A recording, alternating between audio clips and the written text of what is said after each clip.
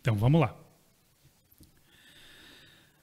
Tudo bem, pessoal? Estamos chegando com o nosso podcast aqui, primeira hora, no nosso canal no Facebook, também no YouTube. E hoje recebendo aqui prazerosamente um homem histórico, né, na cidade de Pato Branco, Dr. Aires Forcellini, advogado, professor, enfim, vai falar sobre muitas ações, foi fundador da Associação Comercial, na reforma do Código Tributário de Pato Branco, plano diretor, lei das calçadas, foi presidente do Clube Pinheiros e, aliás, desde a sua chegada, é oriundo lá do Rio Grande do Sul, de Erechim, no Rio Grande Amado.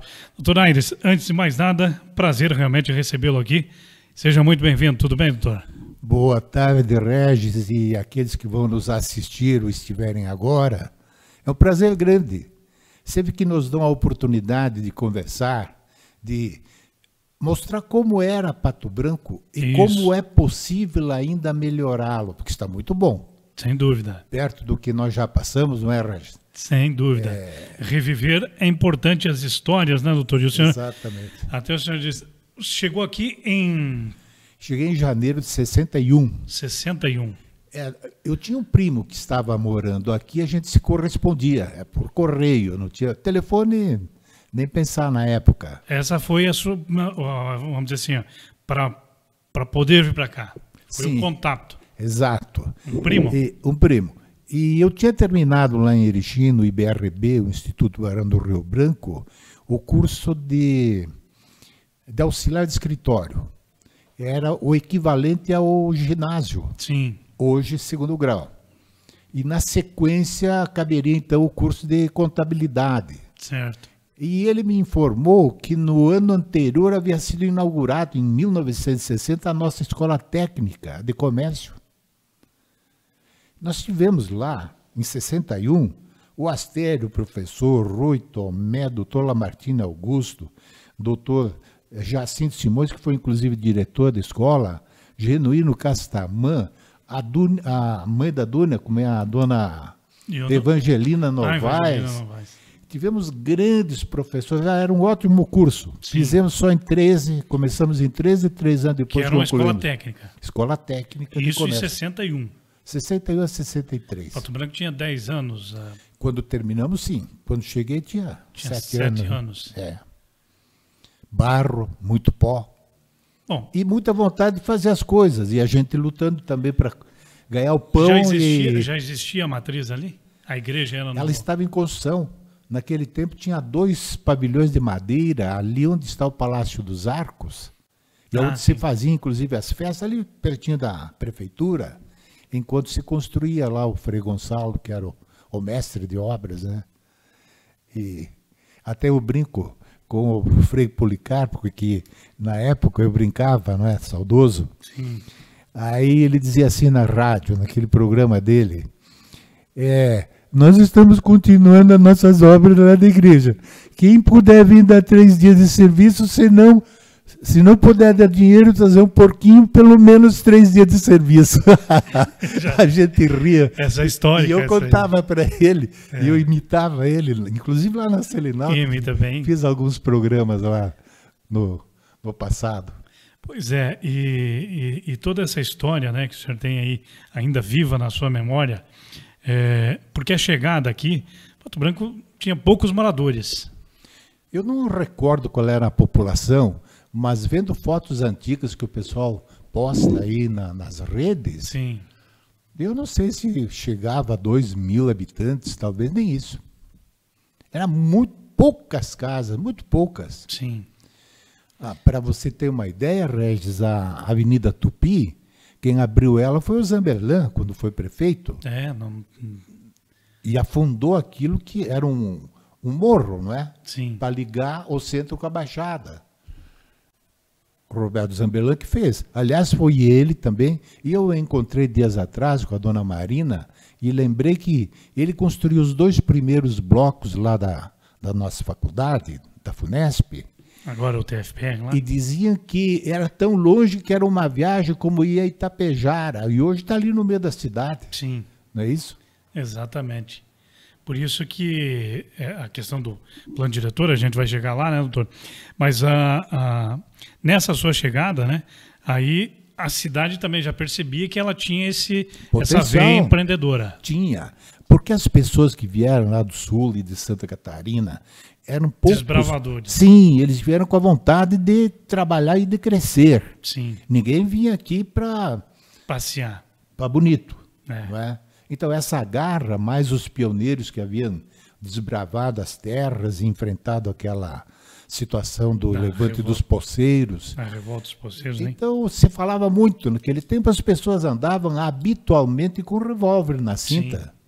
Era comum isto, não é? No Rio Grande foi até, em muitas cidades, até 75, 80 quase. Verdade, verdade. Então... E não se tinha receio de que isso aqui não fosse dar certo. Sim. Os prefeitos que assumiam, os vereadores, todo mundo tinha garra. As entidades, não se tinha praticamente nada. Nós tínhamos o Clube Internacional e o Palmeiras. E jogavam bom futebol, por sinal. Sim, históricos. Não é? Mas outras entidades...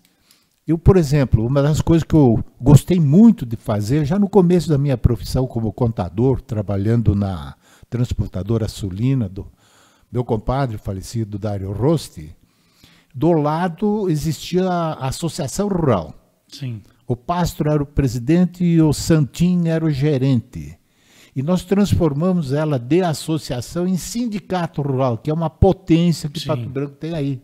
Isso nos anos 60. Pouquinhos, hein? É. E assim foi. Foram tantas entidades. O Sindicato do Comércio Varejista... Ajudei a fazer o estatuto, secretariei, inclusive, a fundação dele, do Sindicato da Indústria Metal Mecânica, Associação Comercial. Sou um dos fundadores, segundo o presidente. Ali tem uma história interessante que poucos sabem. Ainda existe a prática das associações comerciais, da federação, Sim. de promover... plenárias, juntando todas as associações do Paraná. Lideranças. E, por ocasião de uma plenária em Ponta Grossa, fomos para lá, Darcy Teodoro Batiston, José Carlos Passuelo e eu, para levar as nossas reivindicações. E, Regis, nós levamos 2. Nós não sabíamos que tinha que escrever. Aí nos deram a Remington lá, Sim. Fomos para a máquina e pedimos o Instituto de Identificação do Paraná. Nós tínhamos que ir a Guarapuava para fazer a identidade e pedimos a agência do INSS porque tínhamos que ir à União da Vitória. 200 e poucos quilômetros. Sim, e o pessoal de Capanema também ia até lá. O Sudoeste inteiro dependia de amassar barro e chovia muito naquele tempo. Imagina. Não é? E você acredita que o Canet foi um grande governador? Governador, gente. Ele que construiu essa rodovia daqui, a União da Vitória, não é? A 280. Foi ele, sim. E eu fui na inauguração no Trevo de Palmas, lá no alto. Ah, sim, lá Tem no um Horizonte. pinheiro lá. Não, no Horizonte. Aqui. É, em Palmas. Ele mandou o secretário a nota. Não demorou. Por quê? Não deu um ano. Nós tínhamos o Instituto de Identificação e o INSS. Essas foram 2 conquistas. E nós nem mexemos com político, nós pedimos direto para o governador, para ver como era fácil. Sim, era outro tempo. Era outro tempo, né? E hoje é difícil, né, Então, essa foi, sem dúvida, uma grande conquista. E aí também começou a revolução na questão da antiga Funesp, hoje. Claro. Foi importantíssimo. Quando eu assumi a direção da Funesp... Isso já em 84, né? 84. O Zambellan tinha feito 2 prédios lá, que estão lá, foram doados depois para a União, não é? E nós tínhamos 2 cursos, com 10 anos já de existência, contábeis e administração.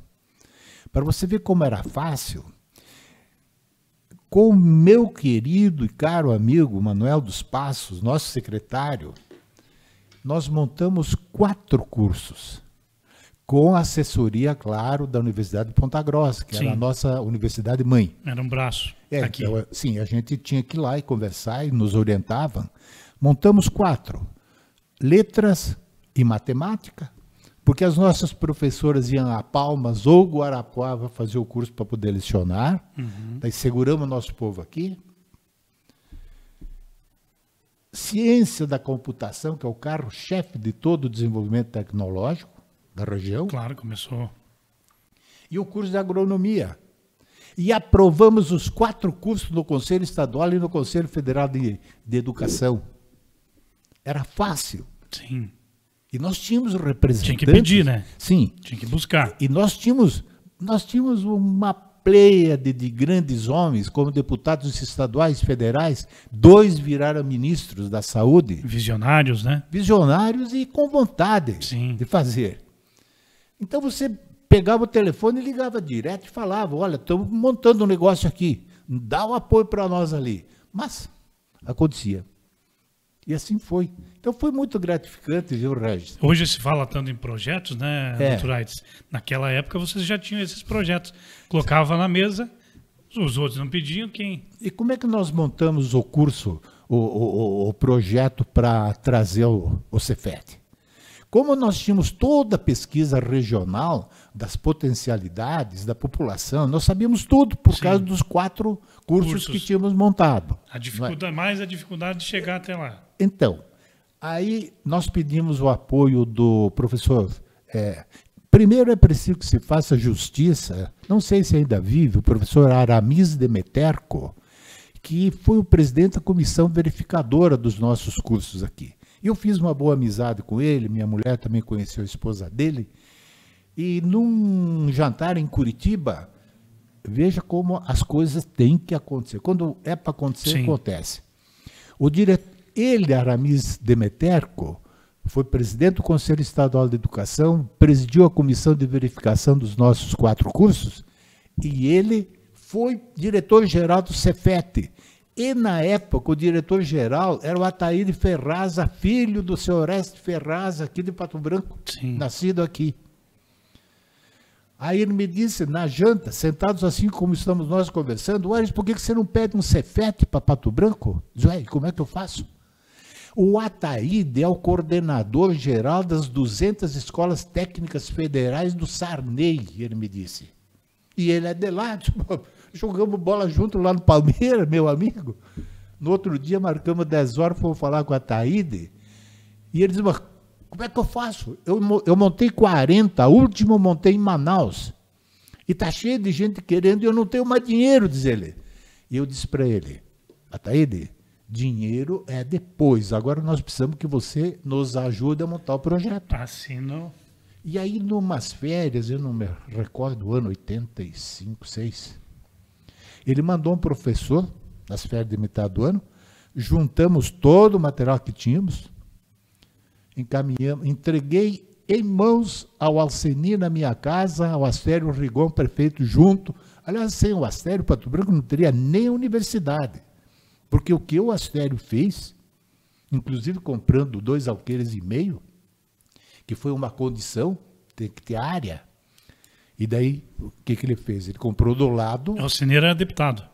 O Alceni era deputado, o Borges da Silveira era ministro da Saúde, e o Nilson Romeu Esguarese, também de Pato Branco, era deputado. Sim. E tínhamos o Lauro Lobo Alcântara em Curitiba e o José Rogério de Carvalho. Tínhamos 5 deputados. Muita representatividade, né, doutor? Muita força para uma cidadezinha. Imagina, em 84, 80. E por aí, 86, 5. E a partir desse momento, desse encontro com o senhor Alceni, começou, de fato... Entregamos o processo, ele pegou embaixo do braço e disse, deixa comigo. E você veja, Regis, quando é para dar certo, eu acabei de dizer, as coisas acontecem. Sim. A diretora de expansão do ensino universitário do Brasil era uma mulher lá perto de Veranópolis, no Rio Grande do Sul, de Vila Maria, de onde veio a família Guerra e a minha também. Na Serra, e era amiga do Alceni. ele chegou lá e entregou para ela. o E mais outra coisa, quando é para dar certo, dá certo. Quando é Sim. para dar errado, não adianta. O Marco Maciel, vice-presidente da República, tinha assumido o cargo de ministro da Educação, compadre do Alceni. Tudo se encaminhava e ia fluindo, né? Num ano, nós montamos o Cefet aqui. Montamos a escola técnica. Que é uma obra, né, espetacular aí para... Então são essas coisas. Eu falo com entusiasmo porque foi algo que deu satisfação. E tem gente que acha Deu que a retorno. política é ruim, né? Tem que saber usar a política, né? Política, claro, ela mal utilizada Não vai. não vai funcionar. Agora, Não, só dá intriga, só esse é confusão. esse é um exemplo de união de forças, né? Claro. Da coletividade, Claro. pensando no município E do bem maior. objetivos maiores, porque o Alceni cumpriu um papel fantástico. Sim. O Borges da Silveira ajudou, eu sei que ajudou. O Nilson também ajudou. Em Curitiba, nós não precisamos, mas nós tínhamos 2 deputados. Sim. E no Conselho Estadual aprovamos, em função do Demeterco, os nossos cursos. E foi com o Sarney aqui, né? O Sarney que era o presidente. Então, É. deu tudo certo. Nós podemos falar que saudade do Sarney. Nós sim. Dá para falar. Bom, a partir daí, né, doutor, nessa história, nessa que a gente está rebuscando aqui, e é muito bom a gente poder lhe ouvir, dos avanços, enfim, né? E o município seguiu crescendo, seguiu politicamente também, né? Embora algumas dificuldades, né? Isso sempre existe, sempre vai existir, né? Mas, se você retroagir no tempo, você vai ver que Pato Branco nunca teve um mau prefeito. E olha que eu cheguei aqui faz tempo. Sim. Cada um com a sua característica. Exato. Mas todos muito imbuídos na vontade de fazer o município crescer. Eu postei agora, há poucos dias, dá para imaginar que em apenas 70 anos nós tenhamos construído uma cidade como essa? Sim. Com a estrutura que tem de saúde, de educação, né? Isto, eu que vim lá de Erechim, eu converso com meu irmão que namora lá. Erechim tem 108, 110 anos. Claro que eles têm uma estrutura já mais antiga e consolidada, enquanto que nós ainda temos muita coisa para fazer. Mas é de tirar o chapéu. Esse povo aqui não é fraco. Não tenha dúvida, porque a gente sempre fala, né?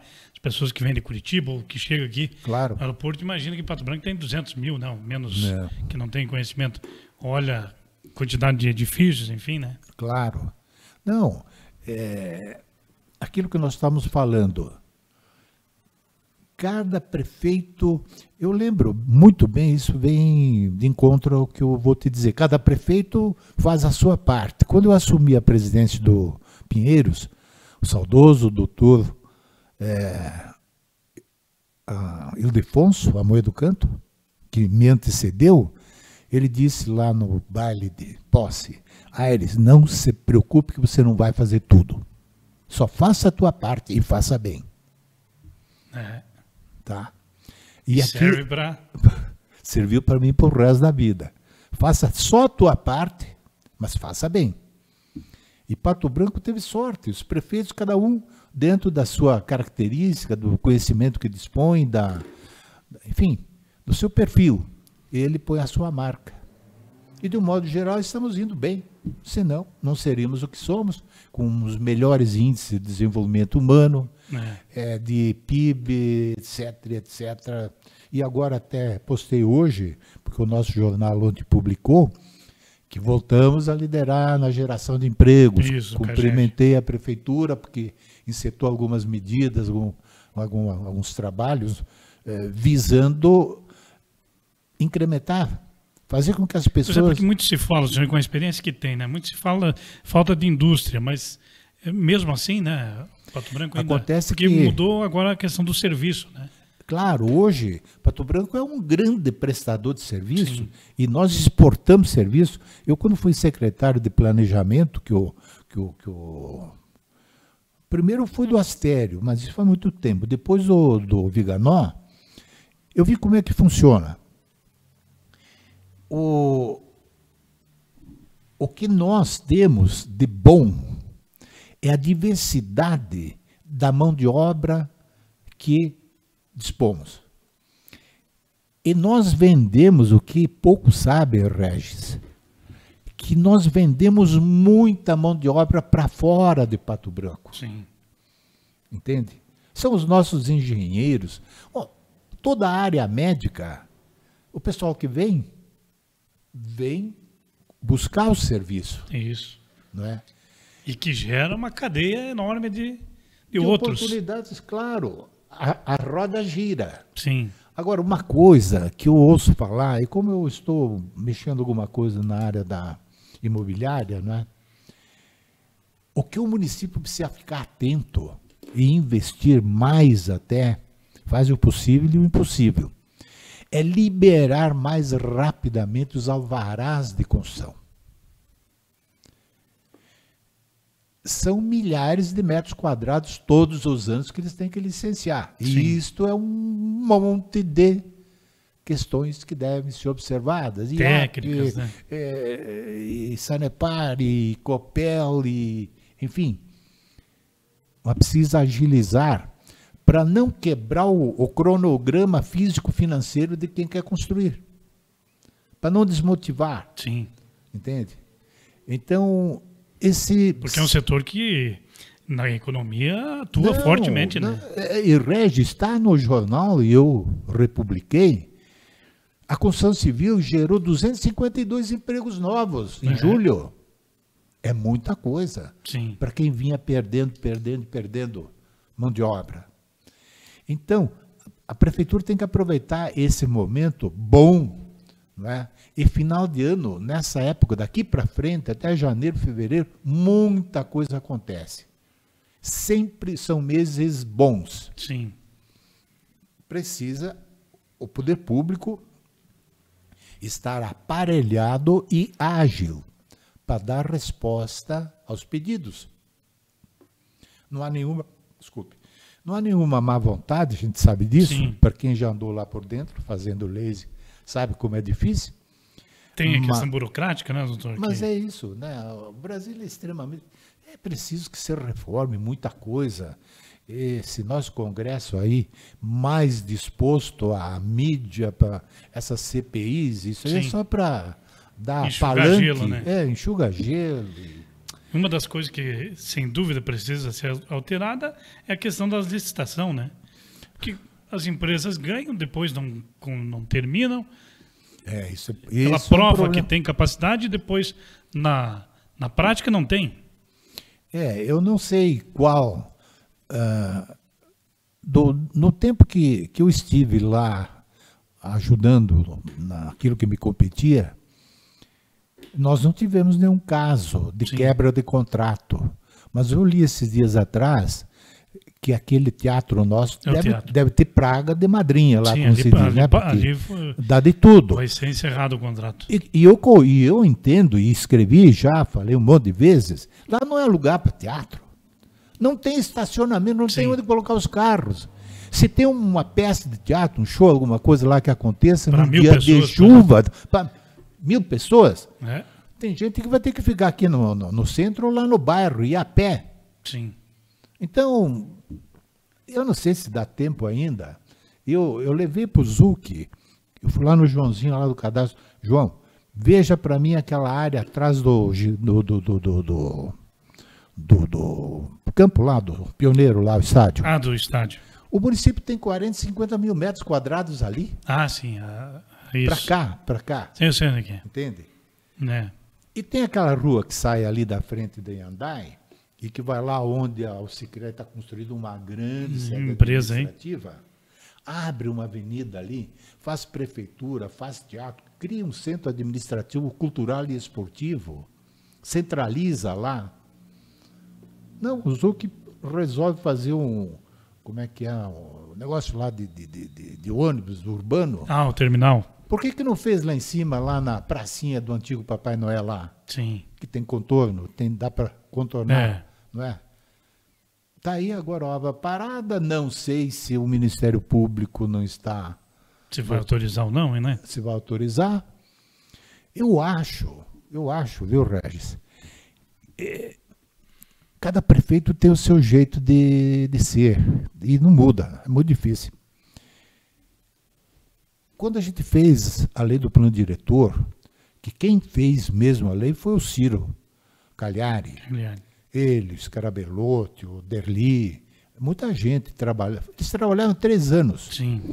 Eu trabalhei 6 meses, se deu tanto, para fazer, para dar formato legal. O que acontece? O plano diretor, ele norteia, ele dá o norte. Nós temos que seguir para lá. Indica. Ele indica caminhos. E foi tão bom que ele foi feito em 2008 e até hoje está em vigor. Ele não travou o crescimento da cidade. Entende? E no plano diretor, é aí que eu quero chegar, eu copiei 60, não tenho nenhuma, do plano diretor de Maringá,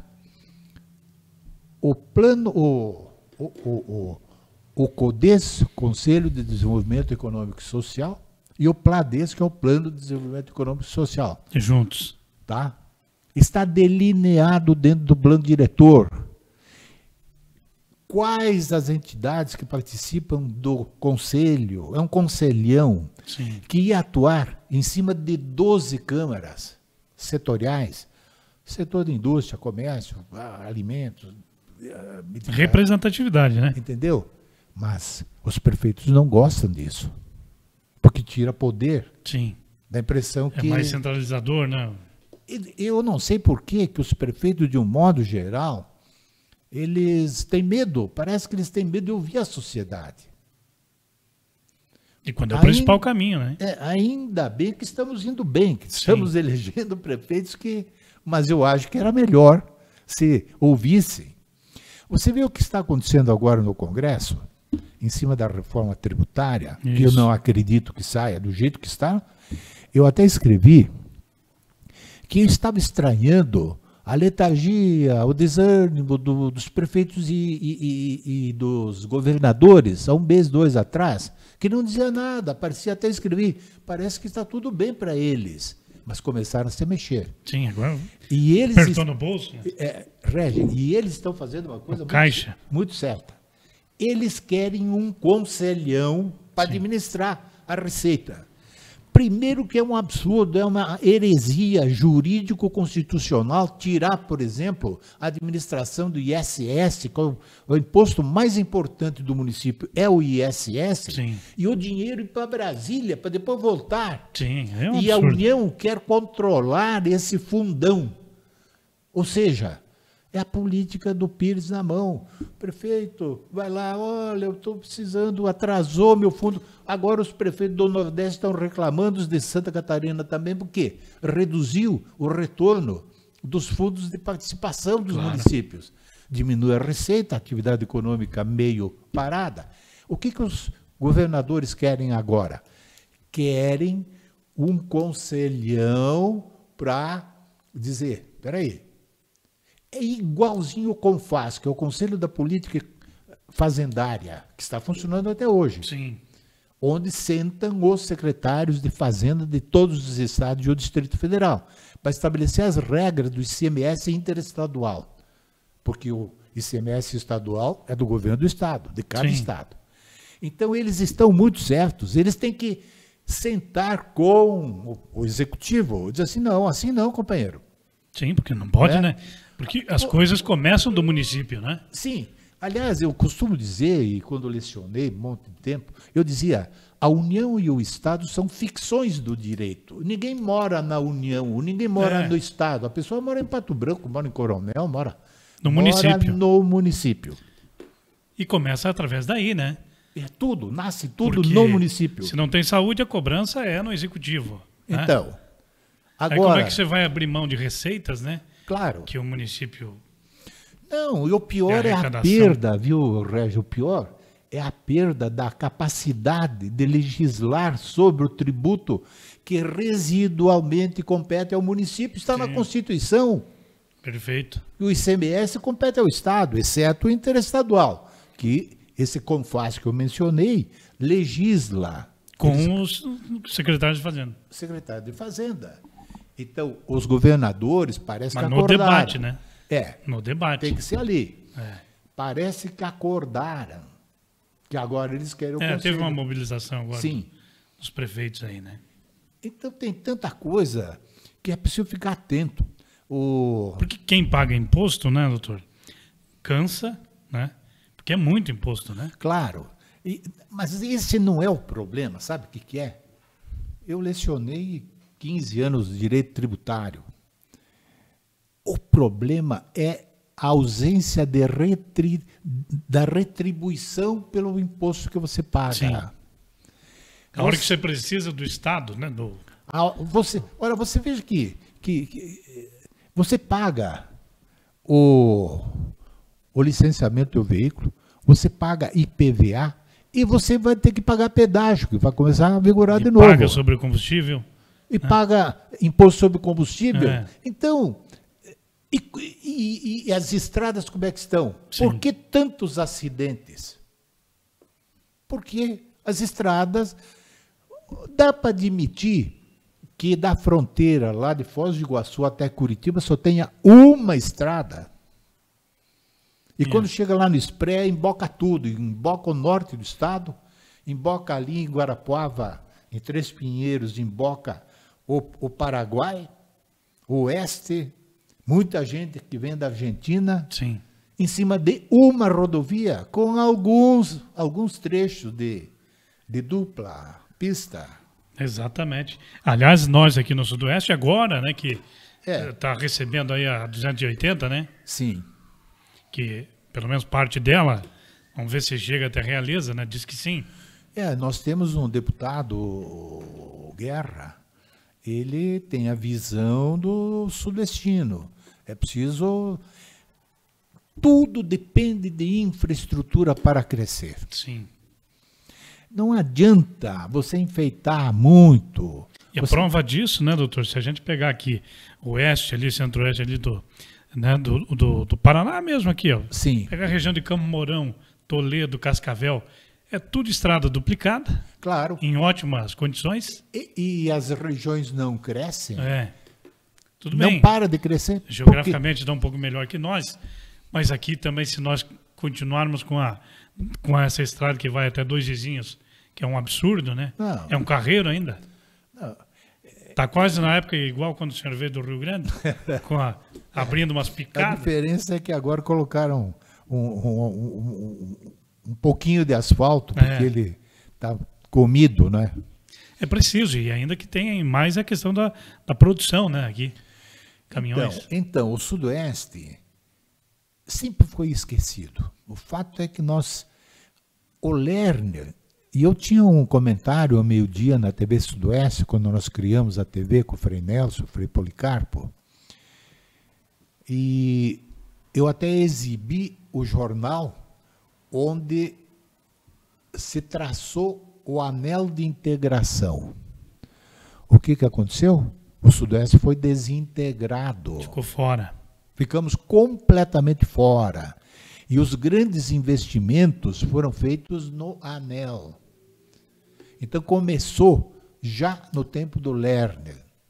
Fomos esquecidos. E eu coloquei, fomos desintegrados do Estado. Aliás, se você for ver a história, a nossa história, ela começou já em 1895, quando Cleveland precisou dirimir a questão de fronteira com a Argentina. Porque os argentinos entendiam que a fronteira era lá no Rio Jangada e não no San Antônio, ali em Santo Antônio.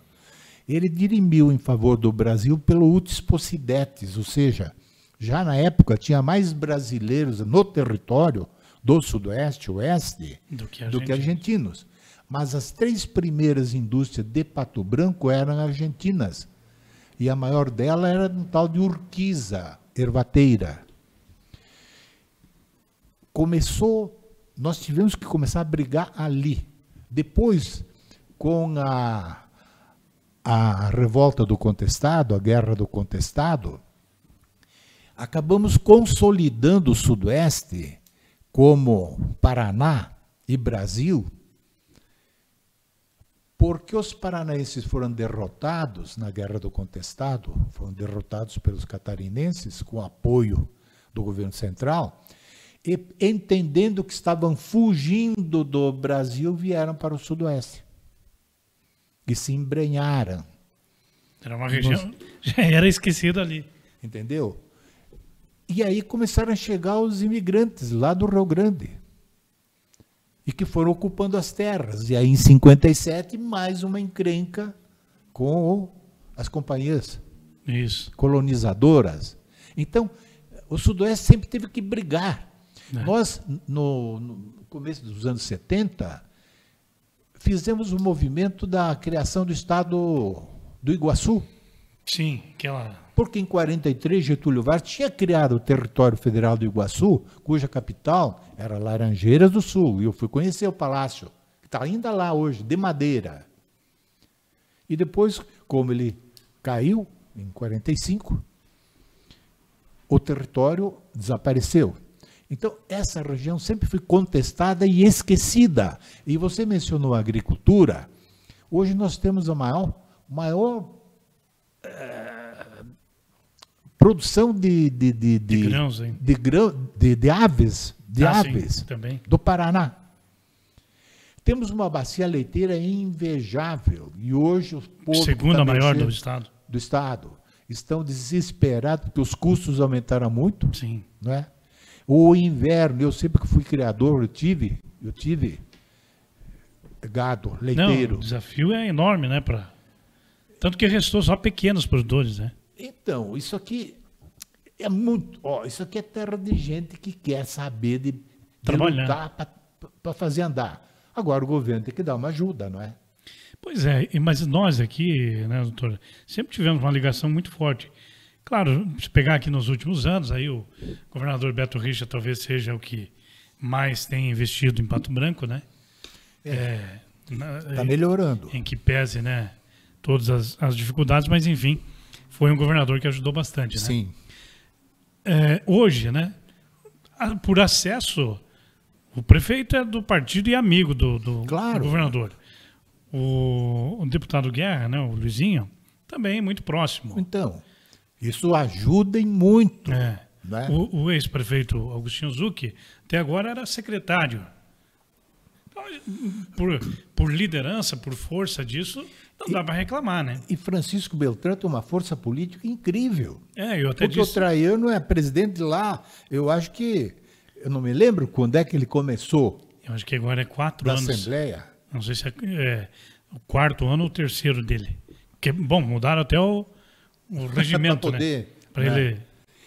E eles têm força política. O Beltrão agora recebeu, em questão de um mês atrás, 450 milhões foi acho que o recurso investido em contorno, a questão dos acessos, né? Eles estão com 3 contornos e nós temos um pela metade. Entende? Então, os nossos acessos são ruins, né? Eu gosto de pensar longe. Quando a gente trabalhou no plano diretor na época, eu lancei um projeto, está na mídia, Pato Branco 2022. Uhum.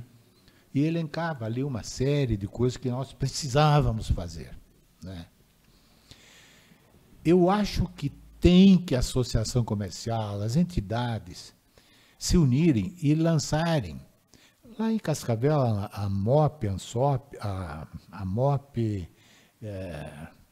e as entidades de classe, enfim, se uniram, há uns meses atrás, você deve ter lido, num fórum para discutir o futuro. Ah, sim. Né? Aqui nós tivemos né? Mas é muito... Não é assim. A internacionalização de Pato Branco foi discutida, né? Também. Mas o que tem que fazer é estabelecer metas. E metas para 2050. Porque se você pensar um pouquinho, é pouco mais de 25 anos. Exatamente. Né? 6 prefeitos, estamos lá no ano 2050. Porque no ano 2000, né, quando falava 2020, 2020 era uma... Era longe, já passamos. Já estamos em 2024 chegando, né? Claro.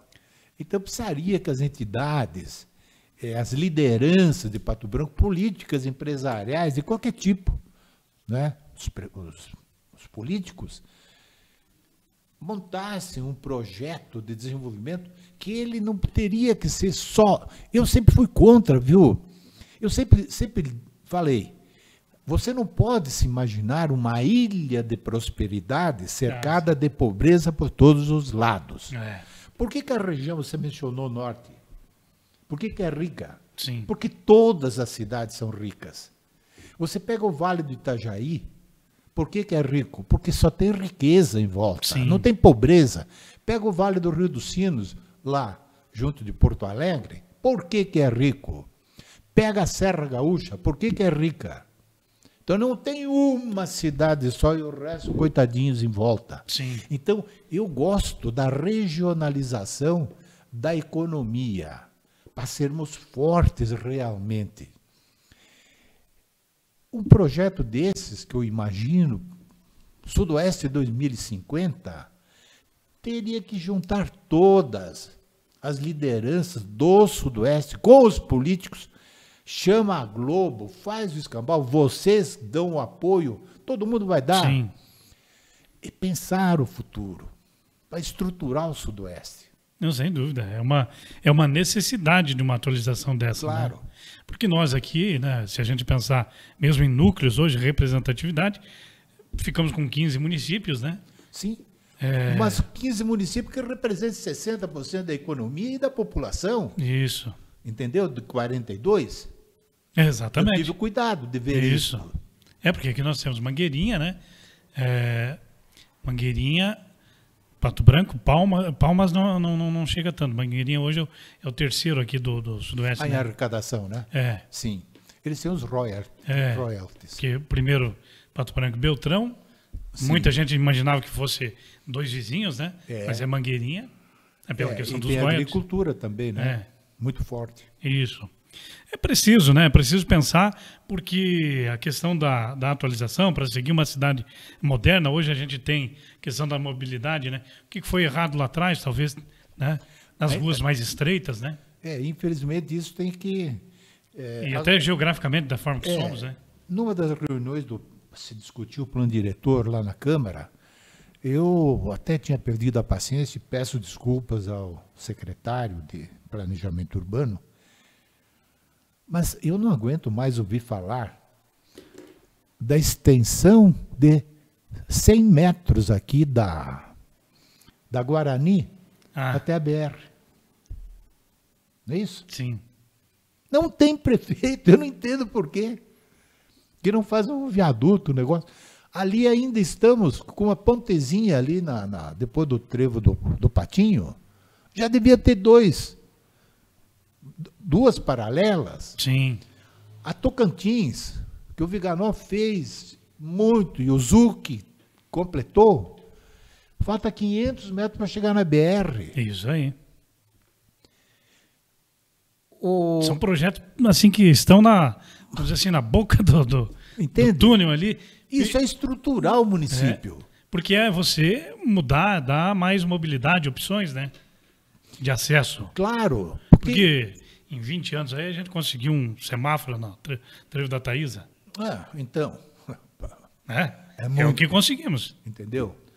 E como a cidade, como o município tem um território nesse sentido, leste, oeste, norte, sim, porque sul não dá, temos Mariópolis e temos Vitorino. Isso. Não é? Então é preciso investir no lado de cá. Estrutura. O que mais que eu ia... Sim, por que não... Você veja bem, não sei se você estava numa das assembleias lá das discussão lá do plano diretor, como é que chama? Sim, as audiências públicas. Audiência pública. Alguém mencionou, um arquiteto lá, que para ligar a 280, né? 280. Até a 158 aqui, Metade já está asfaltado pelos loteamentos, entendeu? Assim, esse é no contorno leste. Daí, Leste. Sim. Seria lá pelo Parque do Som? Claro, ali. É. O que acontece hoje? Quem vem naquele sentido e que quer pegar 158, Sim. ou atravessa a cidade, criando problemas, não é? Ou vai ter que ir lá no Trevo da Catane criando problema do mesmo jeito aqui. Que vai passar aqui no Trevo da Thaís, enfim. Entendeu? Né? Aglomerando. Então são coisas que a gente mesmo leigo enxerga. É preciso fazer. É preciso, né, exatamente, eu sou totalmente favorável, porque todas as cidades que a gente vai, né, uma cidade de maior porte, tem essas possibilidades. Claro, né? claro. Enfim, é claro, se vai falar com o prefeito, e eu conversei com ele, prefeito, sugerindo as coisas, tem um monte de prioridades. O fato é que eu mencionei Erechim, que está super estruturada, porque coisas que nós estamos fazendo hoje já fizeram há 30 anos atrás. Sim. Então, é complicado, mas tem coisas que não pode deixar para o século que vem, né? Sim, precisa ser feito agora, né? Então. E aí são projetos como aquilo que o senhor acabou descrevendo quando foi da conquista dos cursos, da UTFPR. Olhar para frente, não é? O que acontece? Eu loco também imóveis residenciais. Eu vou te dizer, 80% é gente de fora. Sim. Que vem estudar. Tá? E que acaba trazendo os pais depois. Por isso que a cidade teve um crescimento muito além da média nacional e até do Estado. Não é à toa. É. Então a gente precisa se preparar, porque a educação e a saúde acabam convergindo e ampliando os perímetros urbanos das cidades que têm melhor estrutura. É. Então o povo vai vir. A população está envelhecendo, Regis. Sim. Precisa de saúde. É. Né? Então, ao invés de se deslocar lá de Coronel Domingos Soares, ou Mangueirinho, sei lá onde, compra um apartamento, já manda o filho, a filha estudar aqui, não vão querer voltar, porque não tem a oportunidade que tem aqui depois, Isso. E acaba trazendo os pais. Esse é o ciclo, né? Inexorável, não tem como mudar. Enfim, vivemos numa ótima cidade, é bom de morar aqui. Sim. Nossos prefeitos, a gente às vezes critica, mas às vezes tu tem que entender também que não é fácil. É que não é. Entende? É um desafio grande, né? Tem que tomar decisões que agrada um, desagrada outro.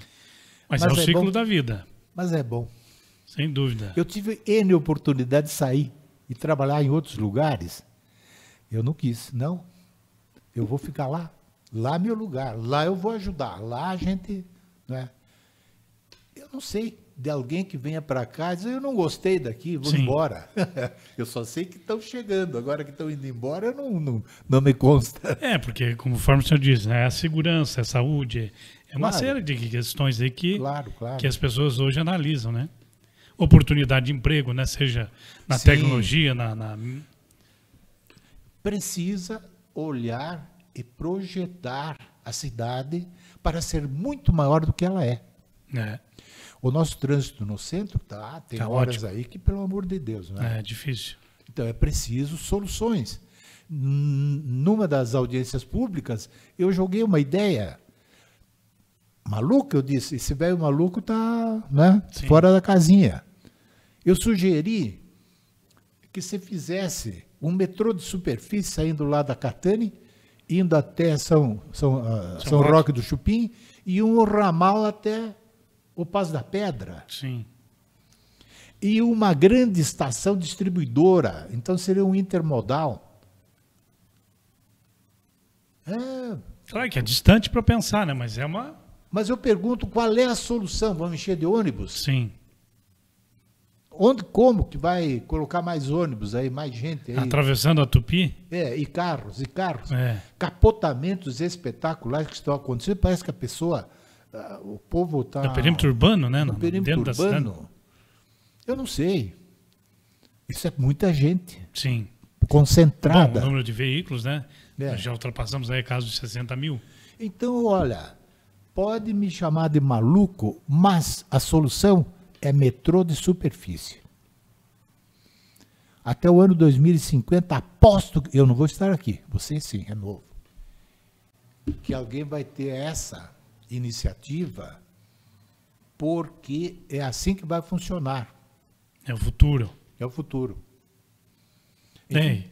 Ideias a gente teria um monte, né? Sem Falta dúvida. o din-din, né? Para executar. Doutor Aires, olha, quero agradecer muito aí a sua vinda, compartilhar com a gente seu conhecimento, sua história de vida aqui também, e agradeço muito mesmo.